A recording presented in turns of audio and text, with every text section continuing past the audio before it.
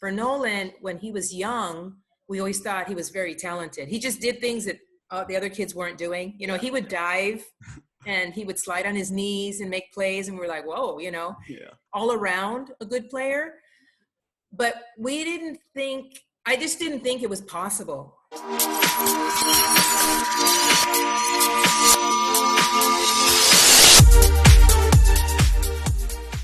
What's going on, guys? Nathan Lombardo here with Lambo Media, joined by Millie Arenado, the mother of three brothers.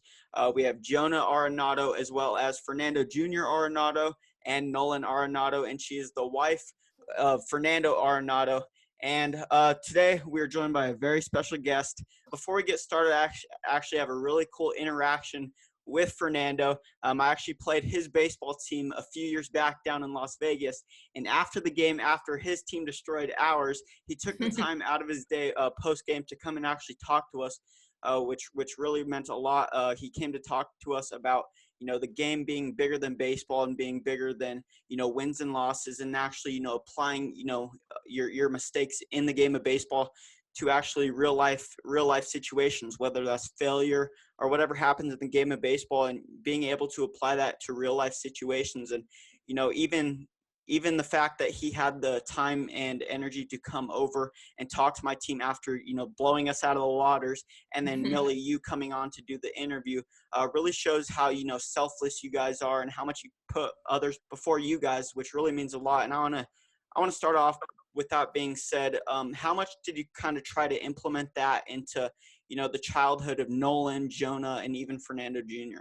Most parents, you know, you would try to teach your kids to do the right thing, right? Yeah. So growing up, we always try to teach them to be good citizens, you know, to work hard and to care for people. The world's a big place, but you know, everyone's part of a community. So we just try to instill good values in them, you know, and some of them they kept, you know, maybe not all the time, but for the most part, I think they're pretty good guys.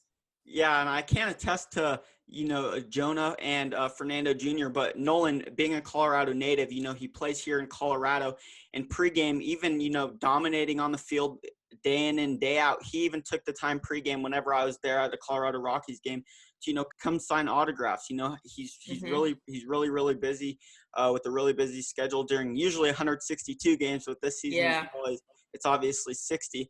But even when he's really busy throughout the midst and down the stretch of the season, and even possibly into playoffs, he really still takes, you know, the time to sign autographs, which really means a lot. And props to you and Fernando for making that happen. Oh, well, thank you. He likes, you know, it is busy. Professional athletes, you know, there's a lot of demand on them, you know, interviews all the time. Other players have like charities that they ask them to be involved in. And, you know, there's a lot of PR work that the Colorado Rockies provide for the, you know, for the whole community. So there's always something to do, you know, visiting hospitals, visiting schools. Right. But the one thing Nolan really does like, because he's kind of a shy person. I mean, people sometimes take his personality and they think he's kind of like, he's not interested or he's aloof. But the truth of the matter is he's a little bit reserved. Out of the three boys, he's the most reserved, you know. But he loves doing things for kids. I think that when he does do camps, he really enjoys interacting with the kids. Unfortunately, with this COVID kind of messed up a lot of things for a lot of people, you know, and a lot of plans. So hopefully maybe in another year or two, you know, we can get back on track with all that kind of good stuff, you know? Yeah, and even going back to the topic with Nolan giving back to kids in particular, Fernando's actually doing something with a lot of kids called the Arenado Baseball Club. What made him start that up, and when did that come about? Okay, that's been going on for a few years now. Fernando loved coaching. He obviously coached my kids' little league, and he coached a little bit in high school. He coached Jonah. He didn't coach Nolan in high school. Or Cousy in high school. Cousy didn't play baseball in high school. Cousy played basketball, and he became a surfer. But he, you know, baseball is our family love, you know, it's in our genes, you know, and so I can't remember, I think he just got really close with some of the scouts that were scouting Nolan throughout high school, got to know them really well. He knows the game pretty well. I think it was a dream kind of back in the back of his mind that he hadn't really brought to fruition. And so he got involved, like assistant coaching. There was a local like club team in our area. It was called ABD baseball, and it was run by this guy named Michael Spears. He has since passed away. He died of a heart attack a couple of years ago, but Mike Spears was a real inspiration because Nolan played for him and so did Jonah. They played club ball with him. And he was a scout for the Atlanta Braves. And he was the one that kind of discovered Nolan. You know what I mean? Awesome. Yeah. There were scouts out there, but Mike Spears kind of like gave my husband a card one day. And we were kind of like, is this for real? Like, is he really a scout? Nolan was like maybe 15, 16. And we were like, yeah, right. So we Googled him, or we looked him up, and he was legitimate. As we got to know Mike Spears by Nolan playing for him, a lot of Major League Baseball players, Matt Davison played for him. Giovanni Meyer, who was with the Astros, played for him. Christian Yelich. Oh, really? Christian Yelich, yeah. Christian Yelich played for ABD. Christian was a year younger than Nolan. Skinny, tall guy, You just didn't realize how much power he had, you know what I mean? Right. Christian Yelich. There was a bunch of kids that played for Mike Spears. And Mike Spears was really good helping kids, Black kids, Mexicans, kids who were minorities that didn't necessarily have a lot of money to pay for the dues, but Mike Spears found a way to allow these kids to play for him. And that really inspired Fernando. So Fernando does that now. When Nolan found a facility, Nolan has a really nice facility, a workout facility, in addition to the fields that Fernando reserves for the kids. Right. He brings the kids there for a lot of training. They do a lot of workouts and then a lot of hitting, obviously, because there's batting cages in there. He doesn't really do weight training. That's pretty much on them, because that's kind of dangerous. The liability, there's too much liability with that. Right. But it's a great place. And that's when Fernando really took off with this ABC baseball, Arenado baseball. Because before he'd meet the kids at the high school, our local high school where Nolan went to school. But it was hard to, get the fields. So, his goal was just to develop kids. He was inspired by Michael Spears, and how Mike Spears really would always tell us we would be concerned because at the time there were showcases and things, and they were ranking kids in our area. Yeah. Nolan was never ranked high. He was always ranked kind of low. We're like, what the heck? How, this kid's ranked higher than Nolan. And so Mike Spears always used to tell us that doesn't matter. Yeah. That's perfect game, perfect game. Yep. Don't pay attention to that. He just needs to keep playing and get exposure, know, and that's what he did. And look where he is now. It's been great. And he continues. It's just the love of baseball and helping kids achieve their dreams, whether it is just to play the high school team, whether it's try to get a scholarship, to go to school, play, try to get exposure with the major league teams as well. They just had a showcase this last weekend, and several scouts, major league scouts were there, and some colleges were there. Yeah, it's pretty exciting to watch kids, develop and do their thing, And absolutely. And kind of to piggyback on that, at what point did you kind of realize that, Nolan and Jonah could possibly, take this to the next level? And even Josh Fuentes, your nephew, for those of you guys who don't know, that's the first baseman for the Colorado Rockies, who plays alongside Nolan Arenado. At what point did you realize, Josh and Nolan and Jonah could possibly play at that next level past college into professional baseball? It was at different moments for each one of them. Right. So for example, for Nolan, we'll start with Nolan. For Nolan, when he was young, we always thought he was very talented. He just did things that the other kids weren't doing. He would dive and he would slide on his knees and make plays, and we're like, whoa, Yeah. And he, always had a really strong arm. He wasn't always the biggest. And he wasn't the kid that always hit the home runs. Right. But he was a scrappy player. Like, he always got on base. He could pitch. He could play the infield. I mean, he was just all around a good player. But I just didn't think it was possible to become a Major League Baseball player. I mean, it's such a huge thing, and it's so difficult. You know what I mean? There's so much competition, especially where we live in Southern California. There's a lot of good players. But when he first started in high school, and we had a couple of kids on the team that scouts used to come and watch. When he was playing with the older kids, that's when we started realizing, maybe this is a possibility. I mean, our first thought was maybe he can go to college and play baseball in college. So, and obviously just kept developing and doing better in high school until he started getting really, noticed. He played this national showcase for high school kids, and he did really well. I think he was best offensive player for that. we just realized like, wow, this is really possible. And we started getting attention from the scouts, Josh is an interesting story because he developed really late. He wasn't like a standout in high school. And even when he first started college, he wasn't really a standout, but he really worked at slimming down. He started running, he started training, and he kind of followed Nolan's footsteps as far as like taking care of your body, watching what you eat, you know what I'm saying? Really dedicating yourself to the game. Obviously when Nolan helped him get a tryout with the Rockies, he did really well, and he worked hard and did well in the minors, and then now look at him, he's just really developed into a ball player, Jonah, same thing. Jonah wasn't the tallest, but Jonah's really tall, and he got really tall between his sophomore year and his junior year. And he played on the JV team, the freshman sophomore team, and then JV team. And then the varsity team, one of the players got sick, and it was the preseason. So they invited Jonah to come up, which is what they do sometimes. They bring the younger kids up. Right. So they invited him to come up, and it was at a local junior college. And Jonah, it was a big tournament, and most like a showcase tournament. Okay. And he just excelled. He just did really well. And then after that, he started playing with the varsity team. He started with the varsity team, and then he took off, Yeah. Jonah, obviously now he's not playing.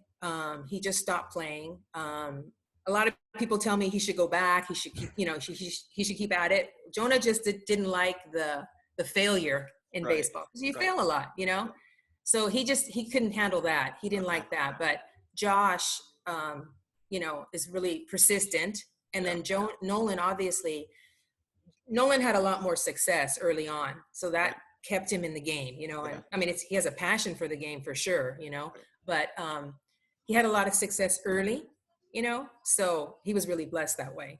Do you guys have a lot of family gatherings watching the Colorado Rockies, as Nolan Arenado and Josh Fuentes are playing side by side at first base and third base?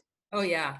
Now with the COVID thing, we haven't been able to do it as much, and we're really sad because if we could, we'd be at the games right now. It would be super exciting, but like last year when Josh got called up the first time, it didn't go so well, but the second time he got called up, it was really fun because we got to go out and watch them play, Okay. And it's awesome. It's because, they're very free with each other because they're so comfortable with each other. They've grown up together, even though Nolan's a couple of years older, playing wiffle ball, our famous, family wiffle ball games.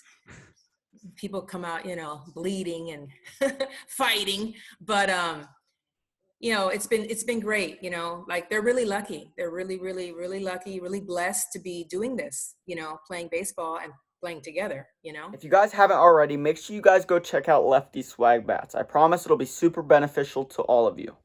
The link to both their Instagram as well as their online shop will be in the description box below. They have amazing products such as baseball bats to improve your bat speed as well as your visual skills. Not only that, but they also have a ton of dope apparel, including these dope hats, as well as some other miscellaneous baseball accessories to improve your game. Once again, that's LeftySwag Bats. The link to both their Instagram as well as their online shop will be in the description box below. What was the competition like with all of those, brothers and cousins growing up, all being so competitive and, as of now, it looks like they all want to win. I'm sure they did back then as well. What was that competition like, and was that pretty intense growing up for them? Oh yeah. I mean, they're competitive about everything, like if they play right now, they play Call of Duty, they're on teams together. They're yelling at each other, like, everything that they do, they're super competitive. It can get sometimes a little out of hand. If they play golf, it's competitive. Every year for around Thanksgiving, they have like a Ryder Cup, the family Ryder Cup. Right. And they get shirts, and they, it's like they take it really serious. They have their own little trophy, and it's really fun. But they play to win, and I think the competition has really pushed them to be better at everything that they do. You know what I mean? Yeah. It's fun. It's fun. it was just the siblings, bonding, and that's kind of what meshed them together growing up, was that competition and, all of their grit and all of them wanting to win at the same time. That's probably what bonded them the best.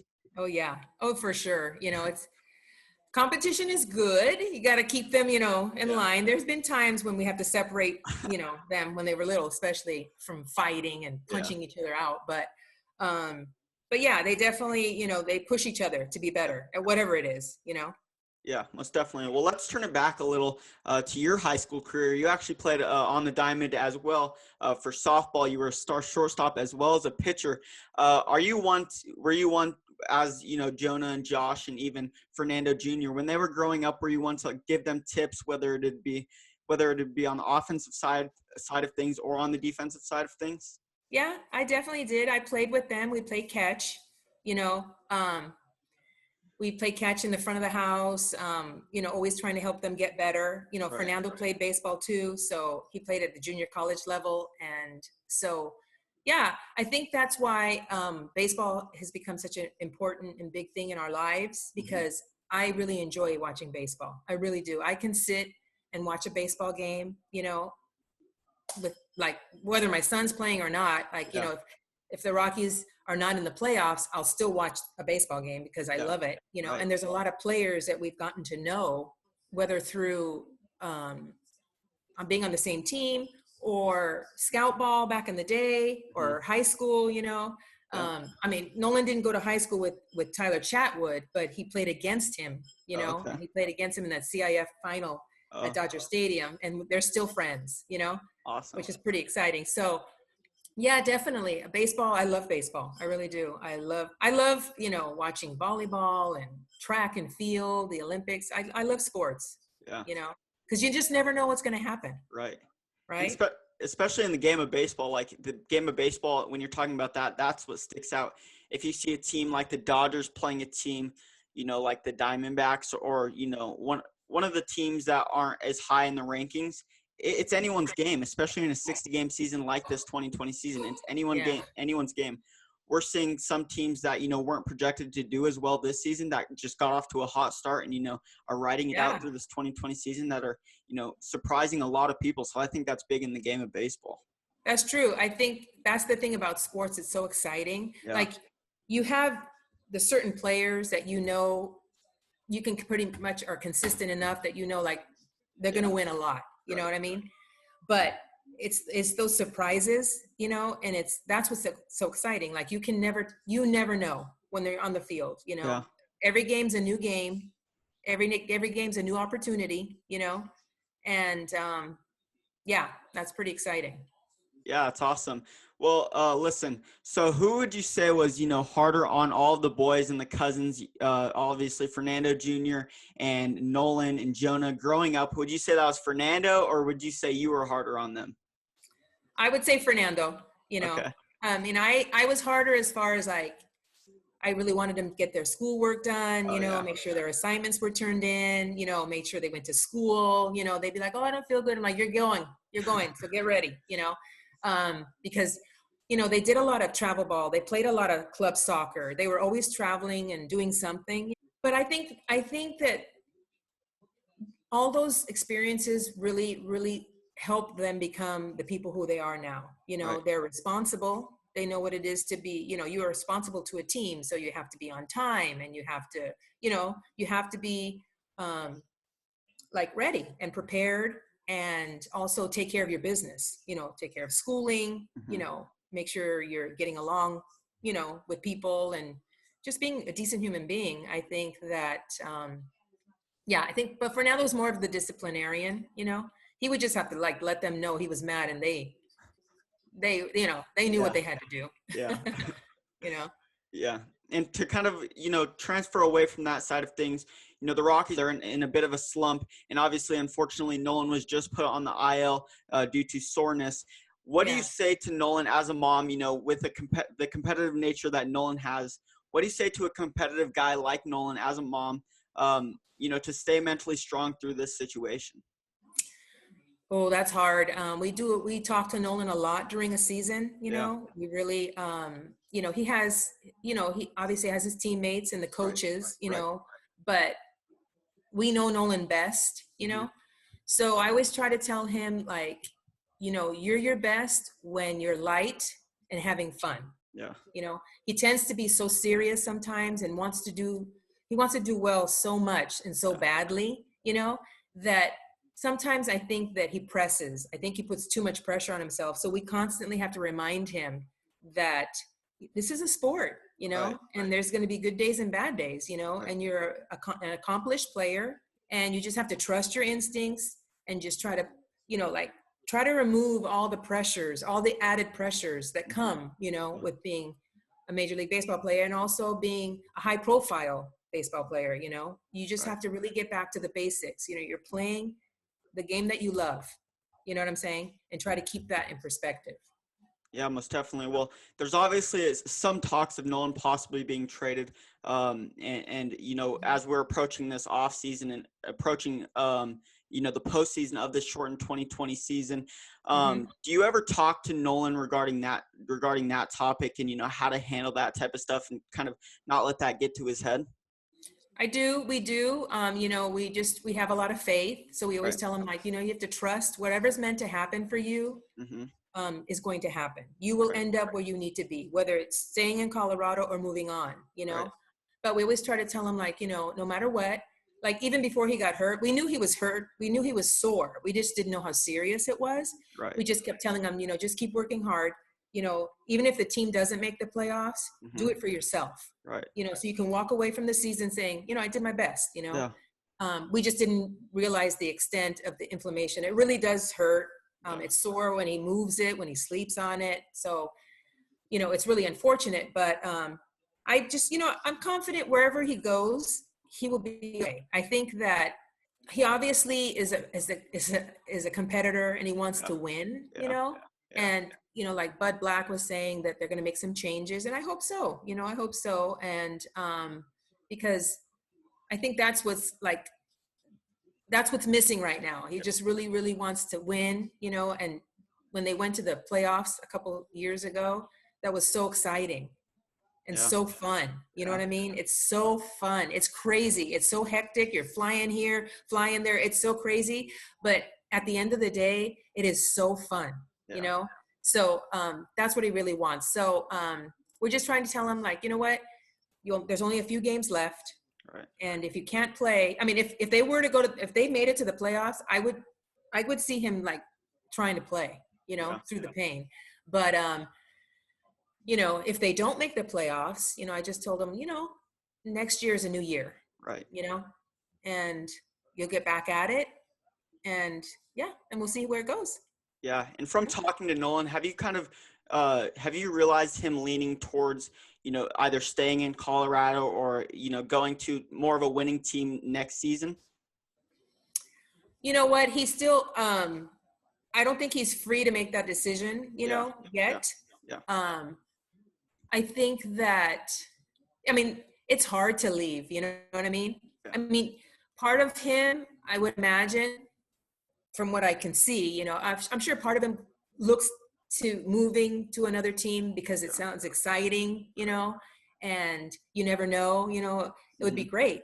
But at the same time, you know, you have a heart for the fans, you have a heart for some of the teammates, you know, Trevor and Charlie, they're good friends of his, you know. Nolan was really hurt, like when DJ got traded, you know, that was a really hard time for him, you know, and he still talks to DJ, you know. Awesome. So they're still friends. Yeah. And so, you know, I think that it's going to be hard either way. I think it'll be hard because I think he wants to win and he would like to win in Colorado, you know, but they just need to, not we, but they need to make a couple of changes, maybe, you know, a couple of pieces. That'd be really good, you know. I can definitely agree with you there. You know, Colorado needs to get back to their winning ways, especially being a Colorado native and a Colorado Rockies fan. But kind of transitioning away from that, obviously Nolan has won many awards already in his very young career. But what was your kind of initial reaction after finding out that he had won his first Gold Glove back in 2013? Oh my God, we were beyond thrilled because he was a rookie. the Gold Glove thing was like so far from my mind. You know what I mean? I thought I didn't realize, I didn't understand the criteria, etc. I mean, I knew we watched a lot of the games. We saw that he did really well, you know? Right. But that was just the most exciting thing. I mean, aside from being drafted, you know, and being called up, you know, winning the Gold Glove was like, wow. Right. It just makes you think like, wow, people respect him as a baseball player. Yeah. And that's really, really exciting, you know? Yeah, I can only imagine your reaction after first initially hearing that, you know, he'd officially won the Gold Glove, and, you know, congrats to your family on that. That's obviously a huge accomplishment as a whole, because you obviously helped raise him. Well, listen, Millie, I really appreciate you taking the time out of your day to make this interview happen. It really means a lot. Great family, you know, obviously very selfless, like I mentioned earlier. Stay safe and healthy throughout these disastrous situations, and you know, we'll for sure stay in touch. Okay, thank you. You too. Stay well.